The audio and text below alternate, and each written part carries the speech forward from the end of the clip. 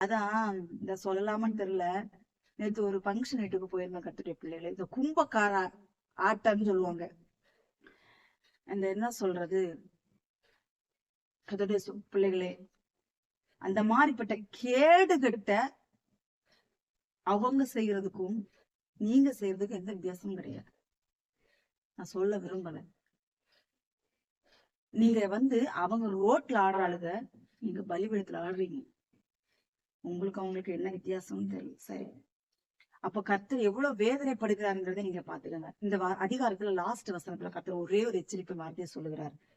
ஆகையால் நானும் உக்கிரகத்தோட காரியத்தை நடத்துவேன். நீ எந்த அளவு ஆட்டம் போடுறியோ அந்த அளவு கர்த்தர் உண்ட கிரியை செய்வாரு. என் என் கண் அவனை தப்ப விடுவார். என் கண் தப்ப விடாது. அவருடைய கண் உன்னை தப்ப விடவே செய்யாது. நீ செய்யற காரியத்துக்கு நீ பலனை அனுபவித்தே தீர வேண்டும். நான் இறங்குவதில்லை என்று கர்த்தர் சொல்லுகிறார். அவர்கள் மகா சத்தமாய் என் செவிகள் கேட்டு கூப்பிட்டாலும் அவர்களுக்கு நான் செவி கொடுப்பதில்லை என்றார். கொடுக்க மாட்டார்.